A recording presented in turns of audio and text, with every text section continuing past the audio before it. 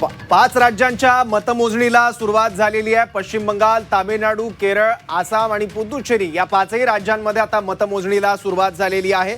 पश्चिम बंगालमध्ये विधानसभेच्या एकूण जागा आहेत 294, तामिळनाडूमध्ये एकूण जागा आहेत विधानसभेच्या 234, केरळमध्ये 140, पुदुच्चेरी 30 आणि आसाममध्ये 126 या सर्व जागांवरच्या मतमोजणीला आता सुरुवात झालेली आहे। त्यामुळे थोड्याच वेळात कल आपल्या हाती येण्यास सुरुवात होणार आहे आणि त्याचबरोबर राज्यातल्या बारामती आणि राहुरी या पोटनिवडणुकांचे कल सुद्धा हाती यायला सुरुवात होईल।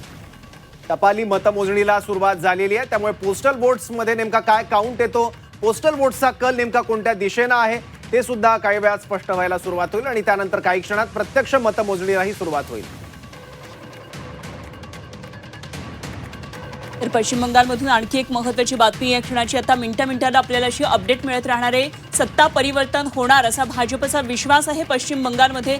त्या दृष्टीने भाजपनं अनेक प्रयत्न केलेले आहेत, प्रचंड प्रयत्न केलेत आणि प्रचारादरम्यान हे दिसतच होतं आणि तोच हा संघर्ष सुद्धा आजचा हा मुद्दा महत्त्वाचा ठरणार आहे। सत्ता परिवर्तन होणार भाजपचा विश्वास आहे, मात्र तृणमूलच्या कार्यकर्त्यांमध्ये एक प्रकारची अस्वस्थता सुद्धा पाहायला मिळते। सातत्यानं हा विश्वास पहिल्यापासून भाजपनं दाखवलेला आहे। महत्त्वाचा मुद्दा भाजपनं हिंदुत्वाचा पश्चिम बंगालमध्ये पुढे केलेला आहे। त्यामुळे परिवर्तनाचा हा नारा जो भाजपनं दिलेला आहे तो आज कितपत सत्यात येतोय हे पाहावं लागणार आहे। सत्ता परिवर्तन होणार भाजपचा हा विश्वास आपल्याला यामध्ये पाहायला मिळतोय।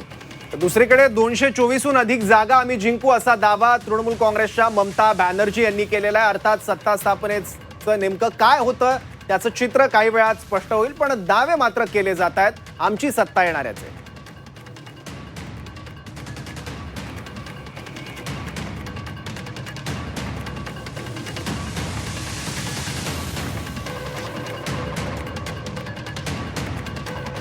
तर काही वेळातच आता मतमोजणीला सुरुवात होते आणि आकडे सुद्धा आपल्या हाती यायला सुरुवात होते। पोस्टल वोट्सचं काउंटिंग सुरुवातीला होईल आणि त्यानंतर काही क्षणात प्रत्यक्ष मतमोजणीला देखील सुरुवात होणार आहे।